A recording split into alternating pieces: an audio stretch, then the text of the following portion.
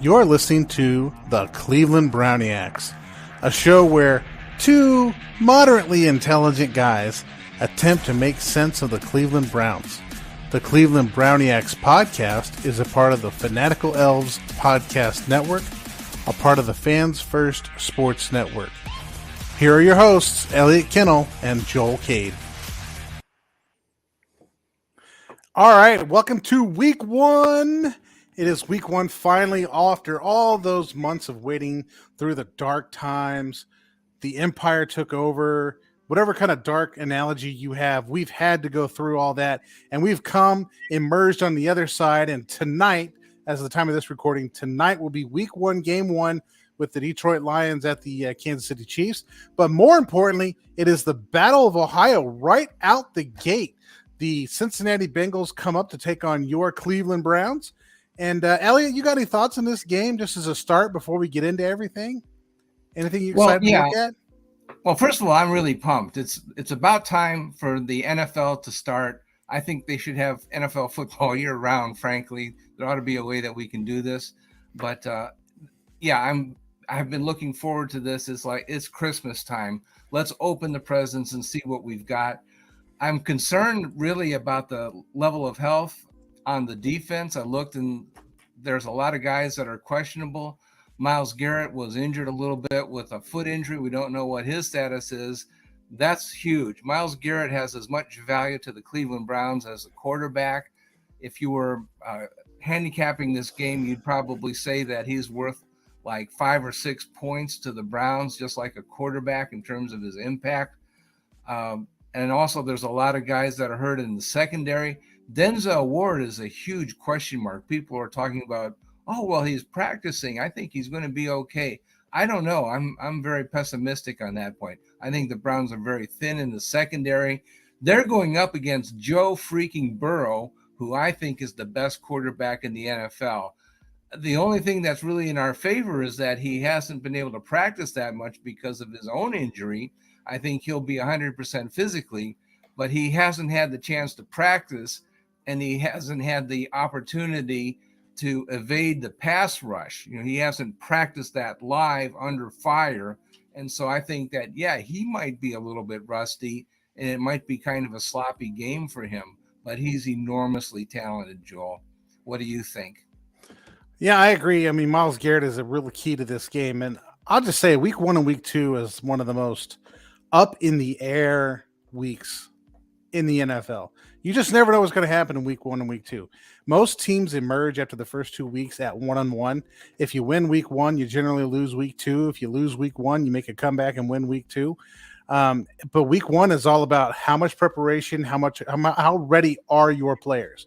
Not necessarily did you prepare mentally, but physically. Did you come out of camp physically ready to play football? Some people take the preseason off. Are those people ready to play football? I'm not a fan of people taking preseason off, but it happens. I'm not sure some of these players are going to be physically ready to play football, but we'll see what happens. I will say this. I think you're probably more down on the Browns team than I am. I'm not so concerned because I don't think the Bengals secondary, and we can get into this later, is really going to be able to handle the new Browns passing attack.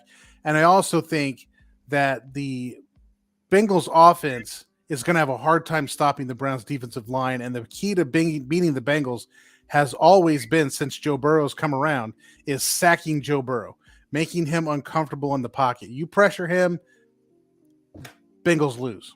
That's kind of how it's worked. Yeah, I think I agree with you on those points. And let me put up some graphics, if I may. Sure. I think that the Bengals really have a offense that's similar to the Pittsburgh Steelers offense when Ben Roethlisberger was the quarterback. Are you seeing the graphics now? Well, the graphics are up, but you got to hit start slideshow. That's what you got to be right there. All right. And what we're looking at here is the Bengals offense lined up against the Browns defense with the names. So that's pretty easy to find. You can just mention who you want to talk about. Yeah, I think let's talk about the Browns defense first. We have some question marks health-wise. Denzel Ward is the biggest one. I don't know that I think he's going to play. We'll see. If he does play, I think they're going to have to rotate in some cornerbacks, defensive backs, big question mark. I think that I'd like to have seen some additional corners selected. I'm still mad that we didn't take Blue Kelly from Baltimore when he was available on waivers. I think that was a mistake to let him go. I think they really should fortify the defensive backfield. But anyway, on this graphic, for those who are not viewing this, we have the defense of the Browns on top, the offense of the Bengals on the bottom. And what they do typically is they have a spread formation with Burrow about 7 yards behind the center, and they never move him around. It's just like the Steelers used to do with Ben Roethlisberger, and I can never really understand it. They have to get the ball out in like 2.5 seconds, and that really limits the ability of Burrow to throw the bomb to Jamar Chase and T. Higgins. And that's fine with me because I really don't want them to throw the ball deep. They have to get the ball out in a hurry, and their offensive line has trouble protecting Joe Burrow. One thing I want to point out is the matchup between Myles Garrett and Orlando Brown. We've seen that before in Baltimore. Yep. But in that case, they were protecting Lamar Jackson, who can run. And Joe Burrow really wants to, stay tall, stand tall in the pocket. And he's never been, Orlando Brown has never been challenged to contain Myles Garrett to the extent that he will have to do for Joe Burrow. I think. Well, that assumes, Elliot, that assumes that Myles Garrett's going to line up on that side of Orlando Brown, just go at it game in and game out. We've seen that with coordinators in the past. That's why they're in the past. And so I really think that we're going to see him moving around. Orlando Brown may go up against Zadarius Smith. They may have Okoronkwo on there at a certain time. Things are going to happen on that defensive line to give Myles Garrett one-on-one opportunities. And I think Jim Schwartz is going to understand how to do that. There may be a lot of matchups between Garrett and Orlando Brown, but I wouldn't expect that to be the main event because I don't think they're just going to sit there and line them up that way and just go at it. I don't see Jim Schwartz doing that. So I agree with what you're saying. I'm just not sure it's going to be all day, every play. That's going to be the case. Well, that's a very good point. In fact, I'll point out that in the depth chart for ESPN, they actually list Myles on the other side, and their base formation, they actually list 3 defensive ends in their front 4 rather than the way I have listed it with 2 defensive ends and 2 defensive tackles. Well, you make more sense than ESPN does. Let's put it that way. But yeah, I think that Myles will probably return to the right side most of the time, but I do think that he's going to move around just exactly as you say. I think we could see Myles attack the middle of the line rather than always going around the outside, which is what they did last year. All the time they had double teaming on Myles, and he would go around the long way around,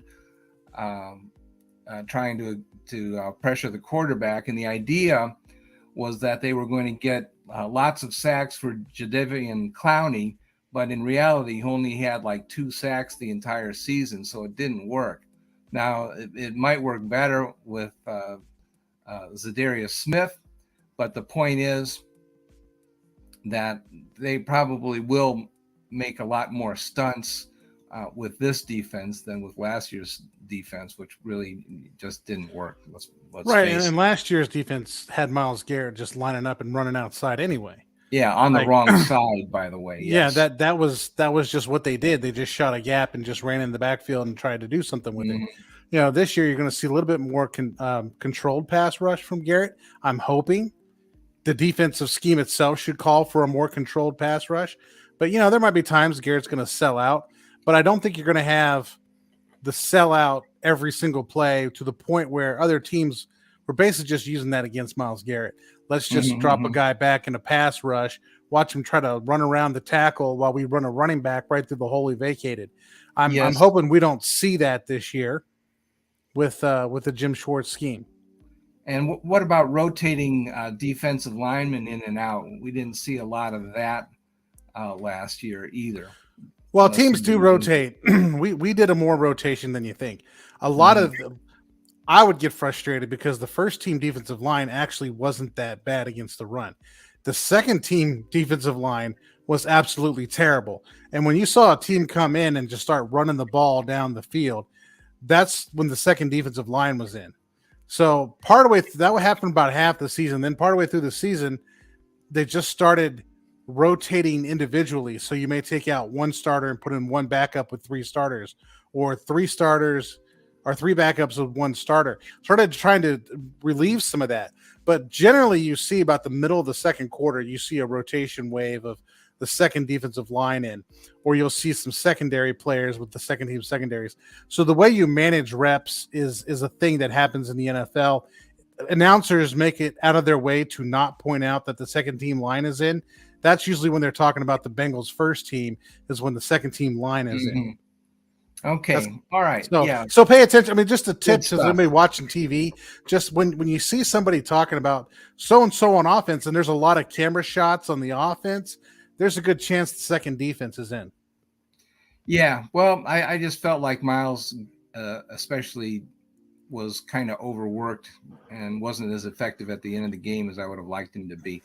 Oh, But that's okay. true. That's true. Let It's me because the let's backups move were on not that good. to the other side of the ball. See if I can get this guy to. Oops, there we go. Yeah, here we are. Um, I want to talk also about our offense. I've shown here Deshaun Watson further back from the ball than Joe Burrow because for whatever reason, the Bengals have this rule that Burrow has to always be exactly 7 yards behind the center, and the Browns move Deshaun Watson around a little bit more, which good for the Browns. I think the Bengals are crazy, but anyway, I think that the Browns are going to sack Burrow probably about 3 times because of that inflexibility. The Browns have a much better offensive line. From left to right, they're bigger, stronger, and faster than the Bengals. The Bengals also have some problems that they've lost 3 defensive backs from last year, and they have some new guys that they're bringing along, and they've got some guys that were injured last year, and they've drafted the guy.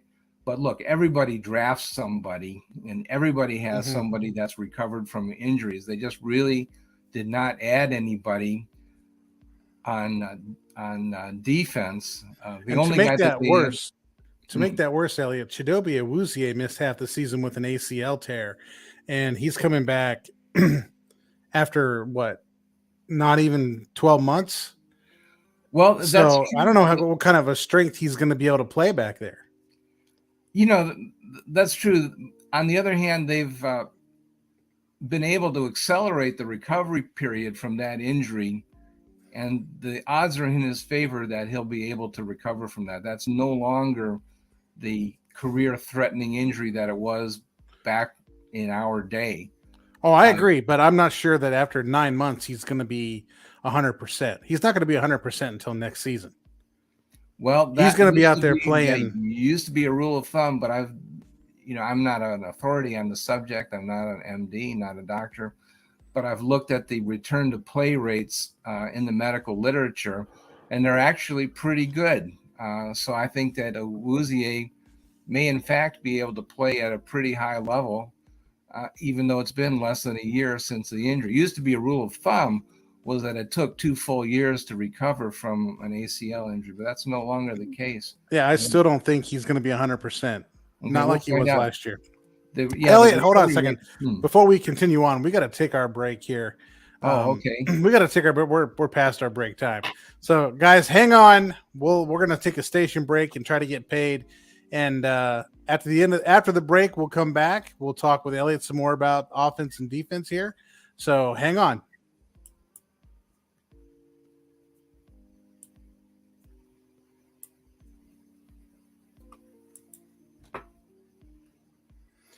And we're back, everybody. Thanks for hanging on. I'm sure Elliot's got something he wants to talk about. Yeah, I do want to talk about. I'd like to make an offer to all of the sports bars in Ohio that if you would like to host us during a Browns game or actually at any time, please get in contact with us through Twitter or any of the other ways to contact us through. We have the email social at media. the leftguard@gmail.com. Or you can contact me at TH Village Elliott.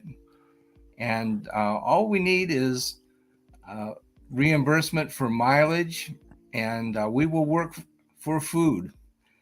We'd like to feature your establishment on our show, allow you to talk about the food and drink that you offer sports fans at your establishment, and make some friends and talk some football at your place. Let's face it, we're not the hugest sports operation in the country, and we'd like to make some friends and find some viewers, and I think we can probably cut you a deal. How does that sound? What do you think? Contact Elliot. We'll come down. We'll do our show live from your bar, from your place. Yeah, it'll be fun, and you'll get some free publicity, and people come flocking to your place. Say, wow, this establishment actually hosted the Browniacs. That's incredible. They will know who you are. You will be on the map. There you go. Couldn't be any more incredible than that. So Elliot, let's get back to Bengals Browns here for a second. I don't think we were done with the offense and defense, or the Browns offense and the Bengals defense. Yeah. Is that where we're at? Should we go back to the slides? We don't have to go back to the slides. I mean, Okay. all that was a situation where we had the Browns offense up against the Bengals defense.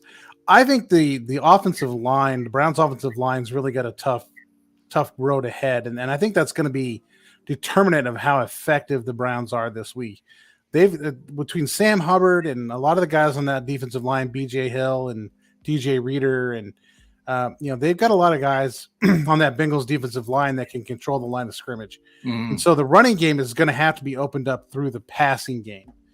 All right. And so that also means constraint plays are going to be important for the Browns this week. We're talking about screen plays, draws, Deshaun Watson just running on his own. Those are going to be big, important plays for the Browns this week, given that the defensive line is a very good defensive line. And quite honestly, I haven't seen our offensive line put this thing together yet in the preseason, or even last year they were struggling. So I think the offensive line's got something they got to prove. Everybody walking around talking about how great they are. It's time for them to prove it, and Sunday will be the time they need to do it. Yeah, I totally agree. I think it's long past due that we make Nick Chubb into more of a versatile, two-dimensional player. I think Nick is a fine pass receiver, and they've had finally the time to work with Deshaun Watson long enough that we're going to see that this season. I think he's going to get a lot of passing yards. He'll probably set a career high for passing yards as long as he stays healthy. Brady, please stay healthy. And I think the passing starts this week though, because the Browns got to come in throwing the ball with the weakened secondary, the Bengals, and the strong defensive line the Bengals have. They're going to have to start throwing, and they're going to have to throw to open up run lanes. Yes, and I think both sides really. You look at the secondaries on both teams, and they don't look particularly strong or formidable. In the Browns' case, I don't think that they're completely healthy. And I think there's going to be some air yards on both sides. It wouldn't shock me that if there aren't a few turnovers as well, because I don't think that they're going to be in mid-season form. But that's where both teams are vulnerable. Yeah. And, so I do look for kind of a shootout. I agree with you. I think there's going to be a shootout this week. And it's ultimately, I think, going to come down to which defensive line can dominate the other offensive line. Can the Browns get to Burrow? That's the first question. And will. Can the Bengals get to Watson? And taking that as the cue, I like Watson over Burrow because Watson can run. Watson is, or at one point has been, a top 5 quarterback, just like Joe Burrow.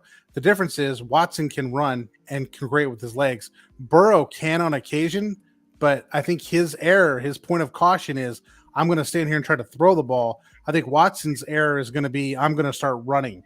And I think Watson will leave yards on the field because he runs, and Burrow will throw an interception to not run. I think Burrow is actually much more athletic than people give him credit for. I think he's a very good runner. I think they don't really want him to run because he had that knee injury. And also because they have installed the Ben Roethlisberger offense for reasons that I don't completely understand or agree with. So they're motivated to keep him stationary.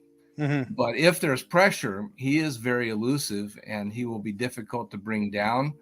But I think that the Browns really have the personnel to get after a quarterback, and they will. Mm-hmm. I think they'll probably sack him about 3 times. That's kind of what I think they'll do. Well, the key number there is 4. You want 4 or more. At times that he's been sacked 4 or more times, Joe Burrow has not had 100-point QBR. So if you can keep his QBR, as in like effectiveness in passing, yards, this kind of thing, keep that down. Yeah. Well, I remember he made the playoffs one time when he got sacked like 9 times or something like that. That was crazy. He is an unbelievable quarterback. And I've said this a few times that I believe that he has the same kind of mentality that you find in the military among these Green Berets and stuff, where they absolutely don't get flustered no matter what you do to him. Mm-hmm. He's just an incredible person. His mental makeup is not like a normal person. He does not get flustered. He stays completely cool under all circumstances. You just have to beat him. There's just nothing you can do to rattle him. Yeah. All right, hey, let's shift gears here for a second. Let's go around the league. Is there any game in week 1 that you're interested in talking about? We don't have to talk about all of them, but if there's anything that you think, hey, this is going to be an interesting game, give me a game or 2. Or let's just start with 1, then I'll go with 1. Well, I'll tell you what. I'm very interested to see what's going to happen with the New York Jets this season, not just today or this week's game. This week's game, by the way, is the Monday night against the Bills, which is, in my opinion, must-see football.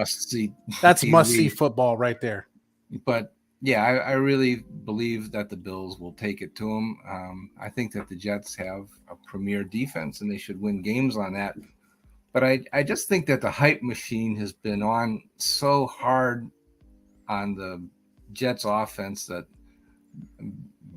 I basically feel like I want to throw up.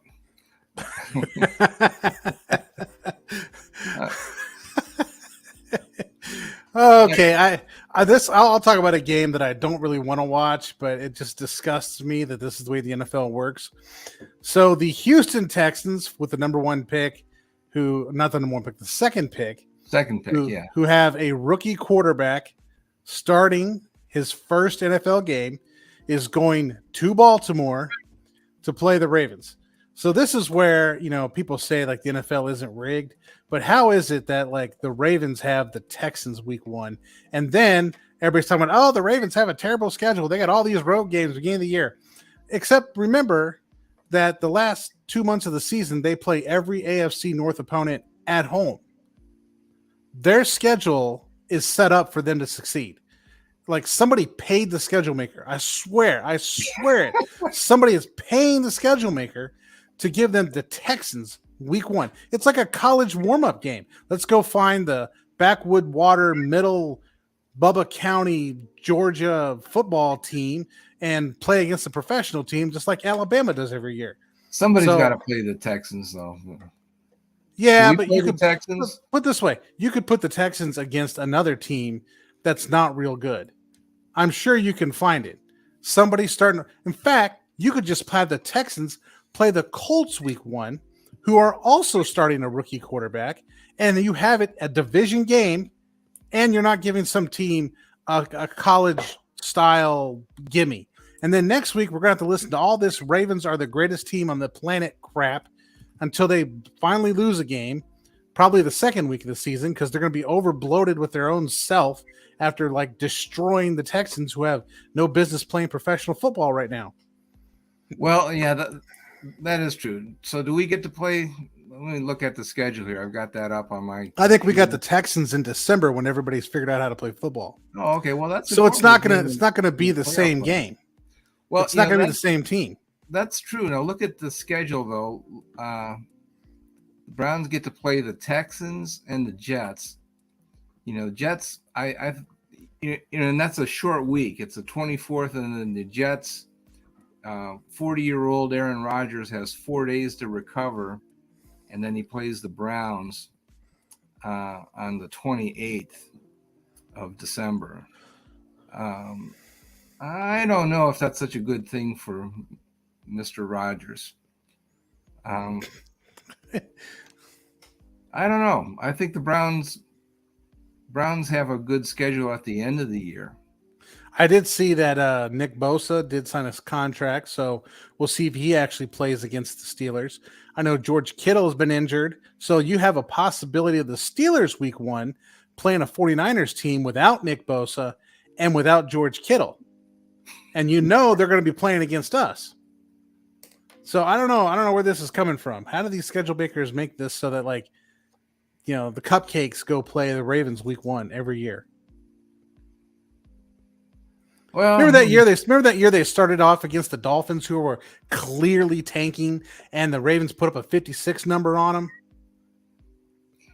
Yeah, I feel like that's what's about to happen on this week. Well, yeah, I would say the odds are prohibitive that the Ravens would win against a team with a rookie quarterback. With his first start as a rookie. First start can't be good. And then also the Colts experiment. I think that is the nuttiest thing I've ever heard of. I highlighted that game. I highlighted that game in my podcast. I can't for the life of me remember who they're playing. But man, come on. I think it's somebody else that has a rebuilding. Is it Washington or somebody like that? It might be Washington. I'm looking it up right now. I look at my Pick'em league. Because I know I took who the other team. Like, I don't care if you're starting a rookie in his first.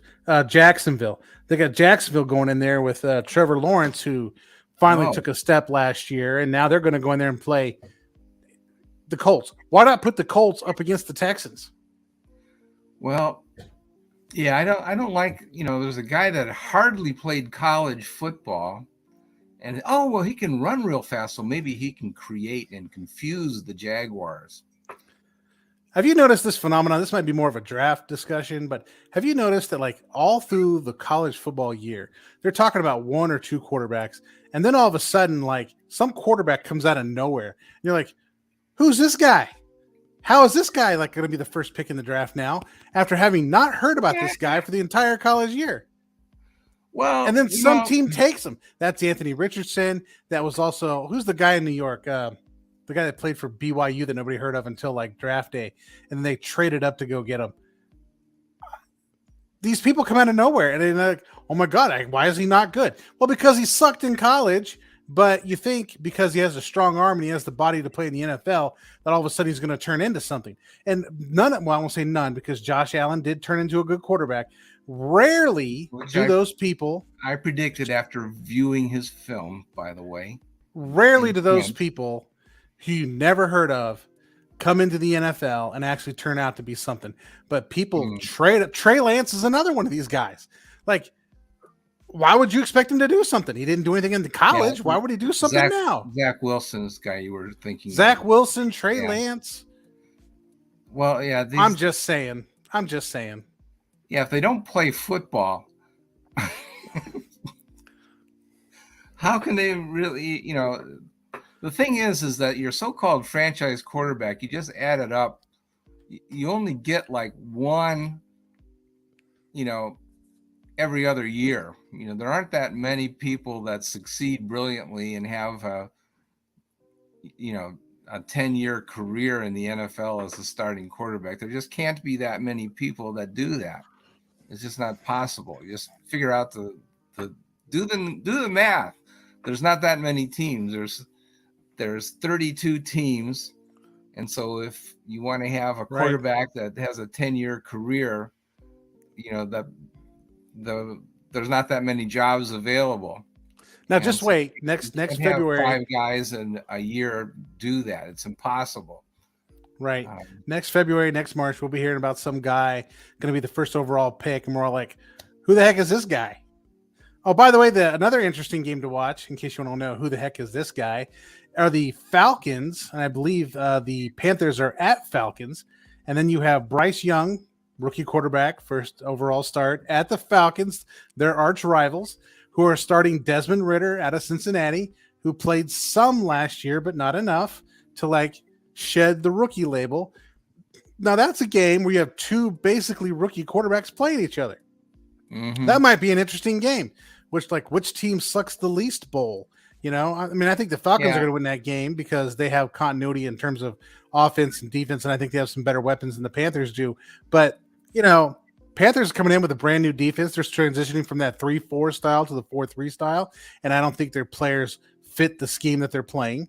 And I don't think their offense is gelled enough to be successful at this point. So it's just a matter of which team sucks less. Now, why can't the Texans play one of those teams? Why you got to set some team that you think is going to contend for the Super? Not that I think it, but somebody else thinks it, and you give them some patty cake team to play week 1.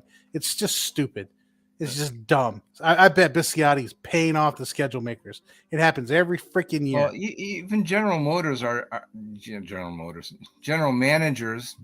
are just as dumb as us fans and sports writers. Their belief in superhuman quarterbacks makes no rational sense. These quarterbacks that are being drafted in the first round, to me, I think there's a very good case to believe that they can be decent quarterbacks. Like Bryce Young, I think because of his size, it's pretty obvious to me that he cannot be a superstar quarterback. He cannot be a historically great quarterback, but it's pretty clear that he can play in the NFL and that he can succeed, throw 300-yard games and stuff like that.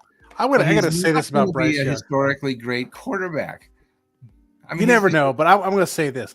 Have you seen him line up under center? He looks like he's a junior high kid out there. Yeah, it's he does line up under center. He can walk underneath the center's legs.